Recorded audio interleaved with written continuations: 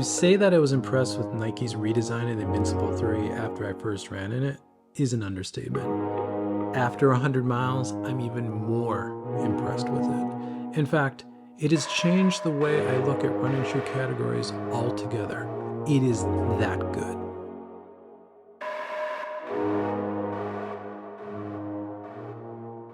First, a little background. Now, I started my 50 mile and initial impressions video with the following statement. It's not like I don't like max cushion shoes, but I try to spend as little time as possible in them pretty much any time of year when I'm running.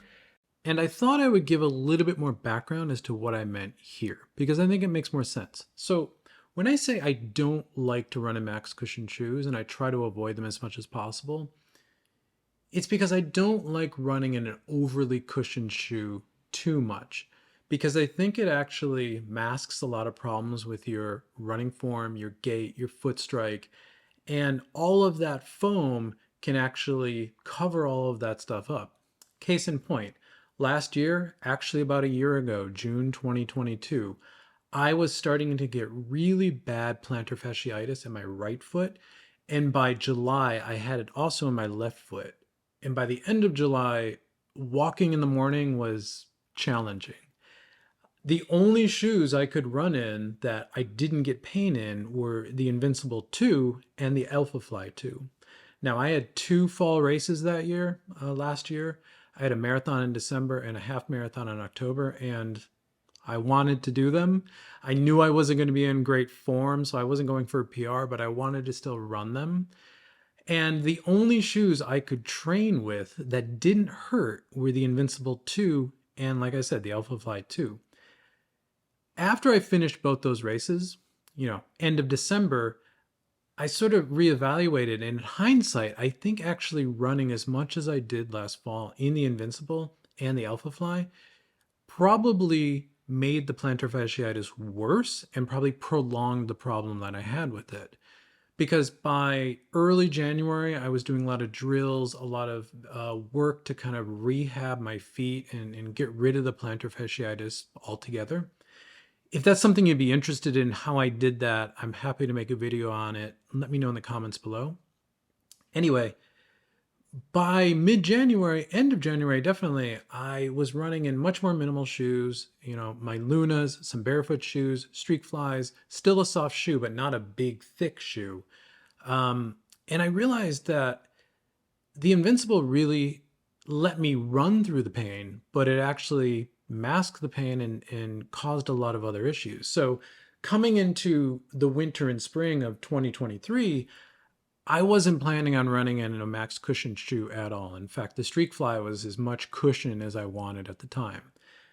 But when I saw the Invincible 3 redesign, I started seeing reviews of it. It really kind of picked up my interest, and I really had to try it. And I'm really glad I did, because this shoe has been a breath of fresh air, and it's really changed how I look at running shoes altogether, and that's not an exaggeration. So that gets into how I've been using this shoe, really. So traditionally, I've always run in a Pegasus as my daily trainer, and then I've had a cushion shoe, I've had a tempo shoe, I've had a race shoe, maybe a few other specialist shoes.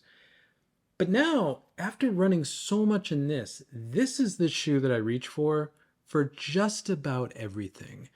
And it really has changed how I look at running shoes, because this is a max cushion trainer, or it's a cushion trainer, but it's a daily trainer too. The changes Nike has made to this shoe, and I cover those in detail in my 50-mile review, so card on the screen, link in the description. Those changes have made this shoe outstandingly versatile and a joy to run in pretty much every instance. So I've spent a lot of time in this as my go-to sort of, I don't know what shoe I want to run in, I'm just going to pick my daily. This has become my daily trainer. It's a little bit more shoe than I love for a daily trainer, but honestly, this is one of those rare shoes that actually runs much smaller than it actually is. So this shoe feels very small on foot, so I don't necessarily notice the width and the bulk when I'm running, which has opened the door for it to be a daily trainer for me. Now, daily trainer right now means, 10 to 12K sort of easy runs every day, or at least 6 days a week. This shoe does those really well. But the real, I think, use of this shoe for me, and I've really sort of tested that in the latter, almost 70 miles now that I put on this shoe, is a long run shoe. This shoe is by far the best long run shoe that I have tried this year. And I've been trying a lot of shoes, mostly out of curiosity, but also because of this channel. Now, traditionally, I would generally do long runs in a plated shoe, usually the shoe I was going to race in that year. So last year I did it a lot in Alpha Fly 2s, but in the past I've done it in Vaporflies. I've also done it in Zoom Flies at one time. But generally I wanted a little bit more shoe to run those longer runs in. I could do them in a Pegasus, but it wasn't ideal. After about 10 miles or 16K in a Pegasus, I kind of just want more shoe. So I'd always go to my plated race shoe. But I don't always want to do those long runs in a plated shoe. But I never had another shoe that could go 20, 25, 30 plus K, at least comfortably.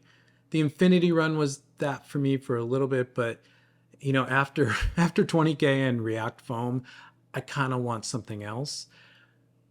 The Invincible 1 and 2, they were just too mushy. After 6 or 7 miles in those, I just wanted to be in any other shoe. But this kind of now answers that. And this is now my de facto long run shoe. I've done a 22K and a 27K run in this shoe, and it's outstanding. It is just everything I wanted it to be. It's enough shoe to carry me through those runs, but it's also not as bulky or as heavy as, say, maybe a Zoom Fly 5, plus that has a plate in it, that it sort of gets in the way. Again, it's been a breath of fresh air, and this will be, when I go into marathon training this fall, a build for New York City, which I'm running this fall. This will be my go-to long run shoe, plus probably my daily shoe in that rotation that I use, because it's outstanding. So this does daily training, does those easy runs really well. It does tempo work fairly well. It's not my first choice, but for longer tempo in say a 20K run where I'm going to do a couple 3K repeats at marathon pace, this shoe does those really well. I wouldn't pick this for like 200s or 400s repeats or intervals. That's not the tempo I mean. It's the longer tempo, generally at marathon pace, not at threshold pace. This shoe does that really well. But I've also done a few kind of quicker 1K repeats in this shoe, and it's done those really well as well. So how is this shoe held up? Well, this is the shoe that I have about 125 miles in, or almost 200K. And as you can see, it's held up really well. I mean, the upper looks basically brand new. You don't get a lot of creasing. You don't get a lot of wrinkling. One thing I will say about this upper is it has softened up considerably.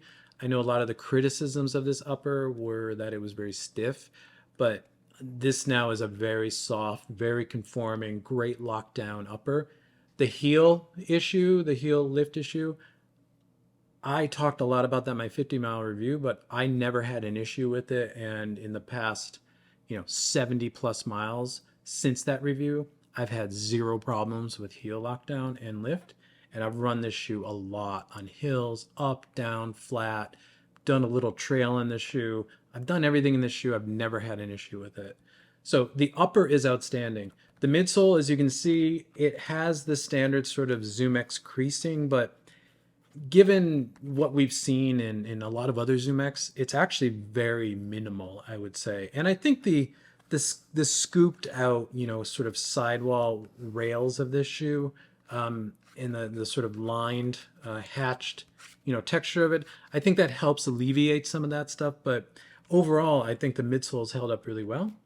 As far as the outsole, I can say that I am a supinator, so I land on the outside edge. So I'm really rough in this part of my shoes, but this is held up really well. I'm actually kind of shocked how well it's held up. I did put close to maybe 150 miles on one pair of Invincible 2s, and by maybe 90 miles, I was already through the midsole in this area. And this one, there's still plenty of rubber there, no problems. One oddity that I get with this shoe, and it's because I think the waist and the heel are so wide in this shoe, is that, again, I'm a midfoot, forefoot striker who is landing on the outer edge. And I feel like I'm landing up front because one of the great things about this forefoot is that it's very flat. The toe spring is not extreme in this, but now the ZoomX foam in this has softened up a lot, so it feels like there's a pocket on the forefoot of this shoe. It feels really great to run in. One thing I am noticing though is that there's a lot more wear back here, particularly on this lateral edge, further back than I see on any other shoe. And I think that is because of the width. I'm getting more wear here, in here. Those are two wear areas that I don't get on any other shoe. No other shoe, including Alpha Flies, which are also a fairly wide, at least heel, I don't have those. So it's only this shoe. And that makes me think that when I'm landing maybe a little bit farther back than I think, at least when I'm getting tired, because I have done a lot of long runs in this shoe. And then I'm just touching the heel as I sort of toe off. And I've seen some video of myself running in this shoe, and that is kind of what I'm doing. But it has to do with just how much more foam there is out here, because there is a lot more foam. You can see how much that really sticks out.